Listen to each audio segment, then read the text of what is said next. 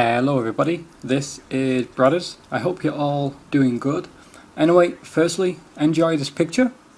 It's the mouse. Finally killed it in the mousetrap. 6 o'clock in the morning, heard it detonate. Ran downstairs in my boxers and my morning wood swinging to see that it was dead. So that was a huge relief to me and my girlfriend.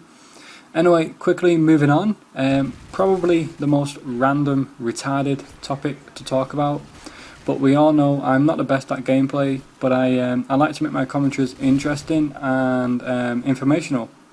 So I wanted to talk about something that happened to my friend.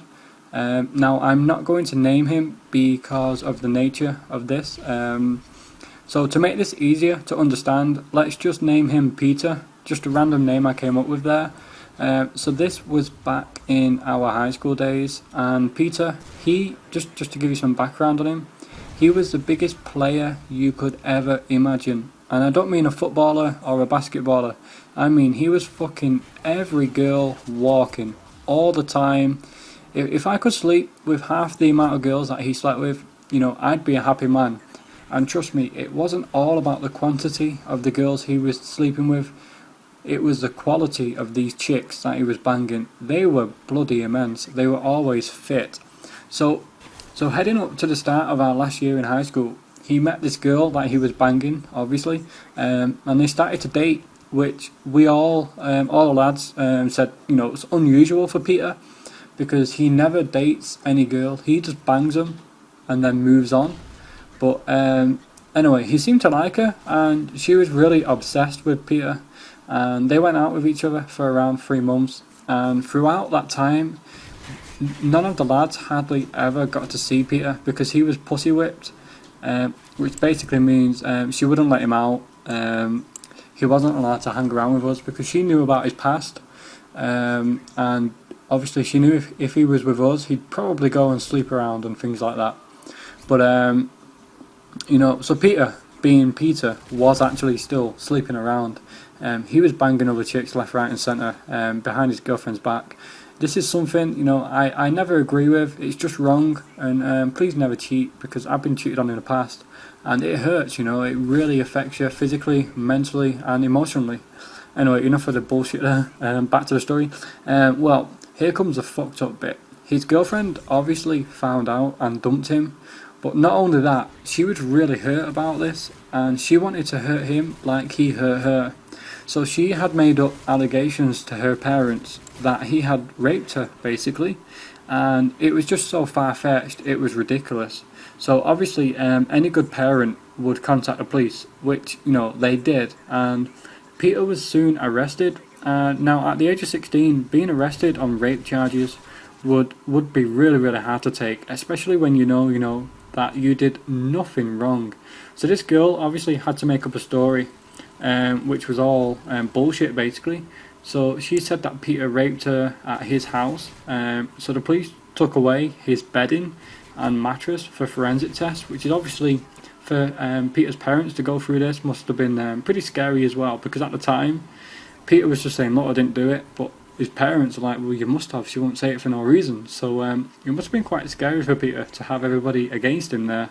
So obviously they took the mattress away and the bedding for forensic test, and they did find sperm on there, but because he was always banging girls left, right and centre, that there was always going to have sperm on there. So obviously she had to make up a time and date that this happened.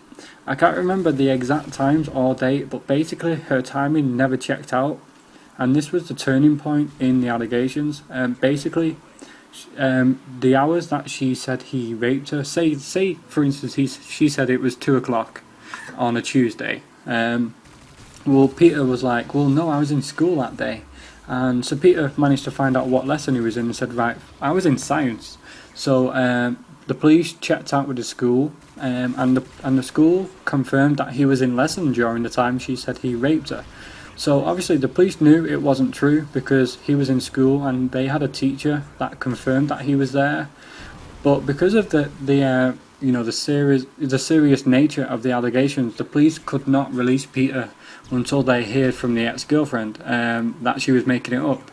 Anyway, after a couple of nights in custody, finally the ex-girlfriend gave up and confessed that she was lying, because he had cheated on her basically, and she came out and she told him the full story in all her favour. In fairness to her, she did own up in the end, and she talked about it, and she told him why she did it. So obviously, you're probably thinking right now, what a little bitch she is, but that was just the start of it. Obviously, because she made this up, people in school still called him a rapist, and no one would go near him, and it affected Peter really badly in confidence wise, and his confidence slumped, and he would never come out of his house anymore, or he hardly came into school because he started to get bullied. Luckily now, many years have passed, and he's back to his usual tricks, sleeping around, but he took it really hard to take. She only got let off with a slap wrist, which I thought was a bit wrong. She should have been punished a lot more harder than that, because what he went through was just absolutely ridiculous. And obviously, being a witness there, not in court or anything like that, or at the police station, but because Peter was such a close friend to me, he told me all about it, and he was crying in front of me when he was telling me. And obviously I was 16 at the time, so I had to cuddle him. I felt a bit gay, to be honest. But that's a good friend. I still keep in contact with him quite a lot. Not as much as I used to now. I've got a son myself, but yeah, this girl, he still sees her around because he lives pretty close to her. She did eventually apologise to him after it all died down, but for security, obviously, and for the police purpose, they had to put him on like this register. Now, it isn't the sexual offensive register because he didn't commit one, but because an allegation was made against him, they have to mark it down. So every time he's arrested or every time he's in trouble now, it gets flagged up to say, well, he was accused of this, even though it wasn't true.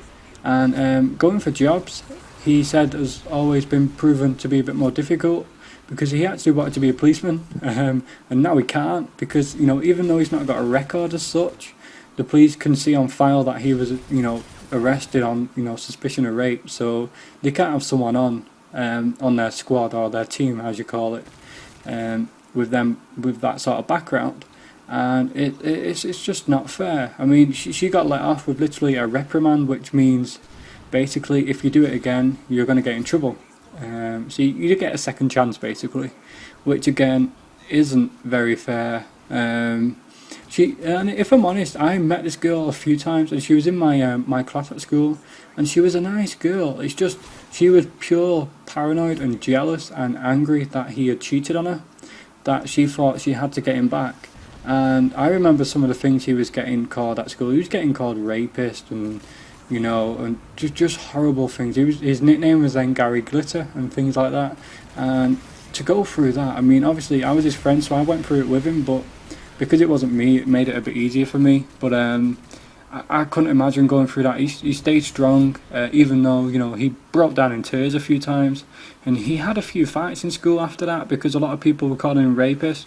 At the start, he just took it on the chin and just ignored it.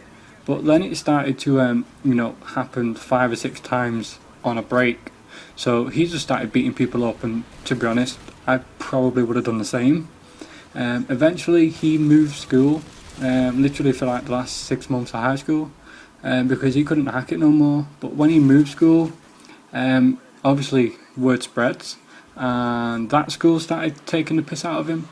So in the end, he went to home tutoring for the last couple of months, and went back into school just to sit his exams, which he failed on, unfortunately. But yeah, I think now he's working in a supermarket, which is nothing he wants to do. But because of these allegations, he's got to wait I think they go off his record in like another 2 years. So he's going to apply for, to be in the police in a couple of years' time. And I hope that it really does check out for him. I could only imagine to going through that. I mean, just being a friend of someone going through that was, scary enough, but to be in the firing line, I don't know what I would do in that situation. I mean, I just don't know. What would you do if some girl accused you of rape? I mean, I suppose if you get charged for it, when I got released, I probably would rape her. But the thing is, if I'm honest, she was a pretty fit girl. But like Peter was saying to the police, look, I sleep with so many girls. Why would I need to go out and rape somebody? But yeah, this is just a story that about my friend. It's all true, you know, I don't lie, I've got no reason to make it up. I hope you all enjoyed this commentary. Bit of a sad one, it's not like a funny one or a wow that's cool. It's not cool, it's not funny, it happened. And that's the way of life. I mean, anyone else got any similar stories to that, you know, give me a shout. Anyway, I hope you enjoyed this. Probably didn't, but take it easy, and I will catch up with you guys later. Goodbye for now. Mwah.